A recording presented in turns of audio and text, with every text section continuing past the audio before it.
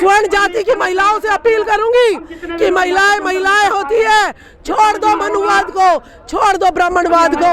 तो ये अमृतकाल का धोखा मोदी ना दे। मोदी जनता को बहुत बेवकूफ बना चुका है, जनता त्राही कर रही है। अगर एक दिन जनता ने जूते निकाल दिए तो ये अपनी खाल भी नहीं बचा पाएंगे। इनका अमृतकाल है और हमारा शोषण काल है। और याद दिलाओ इस भारत की महिलाओं को कि कैसे नग्न फूलन देवी को उस टाइम घुमाया गया था, और आज भी तुम्हारे साथ यही काम हो रहा है। हम इन MP MLO को बाइकाट करेंगे, फिर से भारत का बंटवारा करना चाहते हैं। जो हिंदू अपनी गाड़ी पे लिखवा रहा है उस पर जो है देशद्रोह का मुकदमा चलना चाहिए।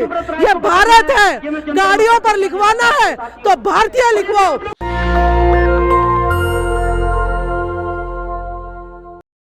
इस वक्त दिल्ली के जंतर मंतर पे हूँ। पूरा जंतर मंतर खचाखच भरा हुआ है।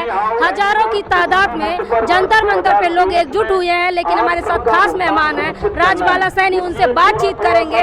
आज यहाँ पे एकजुट हुए हैं तमाम लोग। कैसे देख रही है मैम जिस तरह से बहुजन समाज का पैसा लगातार पूंजीपतियों के द्वारा ठगा जा रहा है? देखिए, जो है आपको टाटा, अंबानी, सहारा, गोदरेज, पता नहीं कितनी कंपनियां आती है और हमारे कमेरे वर्ग का पैसा लूट के भाग जाती हैं। इसमें मैं किसी और को क्या कहूँ, मेरी खुद की बहन जो कि एक प्रिंसिपल है, उसके भी 15 लाख लेके फ्लैट के नाम पे, और जो है वो कंपनी भाग गई। उसका 15 लाख आज भी बचा जो है पड़ा हुआ है। अब उसका कौन जो है मालिक होगा, कौन ऐसी कंपनी को लाइसेंस देता है? तो ये जो है पूंजीवाद इस देश को पहले तो ब्राह्मणवाद खा रहा था और साथ साथ पूंजीवाद भी इस कमेरे वर्ग को लूट रहा है। तो ये बहुत बड़ी धोखाधड़ी हमारी पुरानी चली आ रही है। ये पसीना बहाते हैं लोग, रोज जो है मजदूरी करते हैं, लेकिन उसके बाद कोई फ्लैट के नाम पर, कोई किसी योजना के नाम पर इनका पैसा डलवा लेते हैं और वो लोग भाग जाते हैं। सरकारें उनको शह देती है और जो है उनका बाल भी बाका नहीं होता।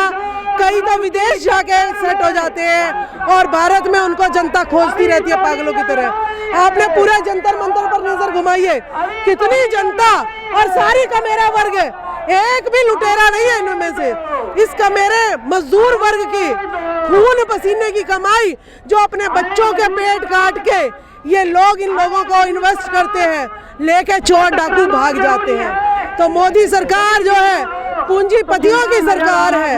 अंधविश्वास, पाखंडवाद का यहाँ पर जो है, अंधविश्वास और पाखंडवाद का यहाँ पर पूरा जोर है। आज पार्लियामेंट में अविश्वास प्रस्ताव जो है, अगर जिस भी MP MLA ने मणिपुर जो 3 महिलाओं को नग्न घुमाया था, अगर उसके विरोध में अगर मत नहीं दिया तो हम इन MP MLA को बाइकाट करेंगे और भारत की जनता से अपील करेंगे कि जो भी MP MLA जो है मणिपुर की महिलाओं की घटना के पक्ष में खड़ा होगा कि घटना कुछ भी नहीं है, तो उसका ये भारत की जनता जो है पूरा बहिष्कार कर देगी और उसको भी भारत से भगा देगी। क्योंकि यही ऐसे लोग होते हैं जो अपने कार्यकर्ताओं को भड़काते हैं और हजारों लोगों के बीच जो है हमारी युवतियों की, SC ST महिलाओं की इस तरीके से बेकदरी करी जाती है, नई फूलन देवी बनाई जाती है। और मैं कहना चाहूंगी कि आजकल पूरे देश में ये गाड़ियों पर स्वर्ण जाति के लोग,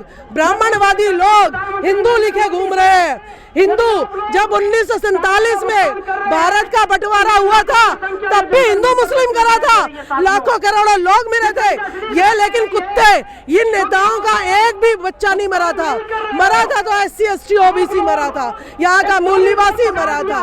और आज भी धर्म के नाम पर फिर से भारत का बंटवारा करना चाहते हैं। जो हिंदू अपनी गाड़ी पे लिखवा रहा है उस पर जो है देशद्रोह का मुकदमा चलना चाहिए। ये भारत है, गाड़ियों पर लिखवाना है तो भारतीय लिखवाओ, और अगर जो भारतीय नहीं लिखवाएगा धर्म का प्रचार करेगा, धर्म के अकॉर्डिंग देश को चलाएगा, उसको इस देश से बाहर जाना पड़ेगा। कहीं ना कहीं SC ST OBC समाज भी हिंदुत्व की अफीम में लिप्त है, हिंदुत्व अपने आप को हिंदू मानता है। देखिए ये इनकी चालाकी है, षड्यंत्र है। जब मुझे मेरा इतिहास पता ही नहीं है तो जो सरकार कहेगी वो हम मानेंगे, ठीक है। तो सरकार ने धर्म का लिख दिया कॉलम कि तुम हिंदू हो, ठीक है। तो हमारी ये प्रथा ऐसी चला दी कि हम पैदा होते हैं तो पता चलता है हिंदू है, लेकिन जब शोषण होता है तब पता चलता है कि हम तो ब्राह्मणवाद के गुलाम हैं और ये देश पूर्णतः आजाद नहीं हुआ है। ये मनुवाद और पूंजीवाद में झगड़ा हुआ है। जब तक ये दोनों खत्म नहीं होंगे ये कमेरा वर्ग यूं ही पिसेगा, यूं ही पिटेगा। कहीं ना कहीं कह रहे हैं कि अमृतकाल चल रहा है। क्या मणिपुर की घटना से ये साबित होता है कि अमृतकाल में जी रहे हैं लोग? देखिए अमृतकाल चल रहा है 10% लोगों के लिए। ईडब्ल्यूएस किसके लिए लागू हुआ? ईडब्ल्यूएस लागू हुआ स्वर्ण जाति के लिए। मोदी किसके थे? मोदी ओबीसी के थे, लेकिन स्वर्ण जाति का ईडब्ल्यूएस का 10% कोटा, 15% लोगों को 10% का रिजर्वेशन, जिसके हाथ में शासन, प्रशासन, मीडिया सब कुछ है। और अंबानी, अडानी, टाटा, बिरला को मजबूत करना ये क्या दर्शाता है?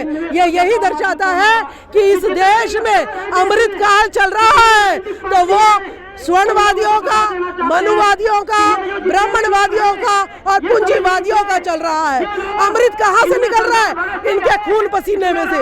इनके खून पसीने की जो कमाई है वो ये लोग भर भर के भाग रहे हैं। इनका अमृत काल है और हमारा शोषण काल है। मणिपुर की घटना दर्शाती है कि आदिवासी समाज की युवतियों के साथ जो जघन्य अपराध हुआ है वो 10 अगस्त फूलन देवी के जन्म दिवस पर हम हर साल अपील करेंगे उनकी पुण्यतिथि भी मनाओ, फूलन देवी की जन्म तिथि भी मनाओ और याद दिलाओ इस भारत की महिलाओं को कि कैसे नग्न फूलन देवी को उस टाइम घुमाया गया था। और आज भी तुम्हारे साथ यही काम हो रहा है। स्वर्ण जाति की महिलाओं से अपील करूंगी कि महिलाएं होती है, छोड़ दो मनुवाद को, छोड़ दो ब्राह्मणवाद को, क्योंकि स्वर्ण जाति की महिलाएं भी मंदिर में पूजा नहीं कर सकती है, भेदभाव उनके साथ भी है। तो ये अमृतकाल का धोखा मोदी ना दे। मोदी जनता को बहुत बेवकूफ बना चुका है, जनता त्राही कर रही है। अगर एक दिन जनता ने जूते निकाल दिए तो ये अपनी खाल भी नहीं बचा पाएंगे। तो आप देख सकते हैं हमारे साथ राजबाला सैनी थी, वो तमाम मुद्दे बहुत ही मुखर होकर बोलती हैं, चाहे मणिपुर का मुद्दा हो या मुद्दा हो ये सहारा का जो पैसा जमा किए थे, तमाम वो कंपनियां जो समाज को ठगती हैं, फ्रॉड करती हैं, झूठ बोलती हैं, उनका पैसा लूटती हैं और विदेश भाग जाती हैं। कहीं ना कहीं सरकार सह देती है, तब वो कंपनियां इस तरह का फ्रॉड कर पाती हैं। इस खबर पे आपकी क्या राय है हमें कमेंट बॉक्स में जरूर बताएं। धन्यवाद। नेशनल दस्तक की आपसे गुजारिश है कि अगर इसको बचाना चाहते हैं तो नेशनल दस्तक को सब्सक्राइब करने के लिए रेड कलर के सब्सक्राइब बटन को दबाएं, फिर बेल आइकन की घंटी दबाएं। नेशनल दस्तक को बचाने के लिए बहुत जरूरी है कि हर खबर को शेयर करें, लाइक करें, कमेंट जरूर करें।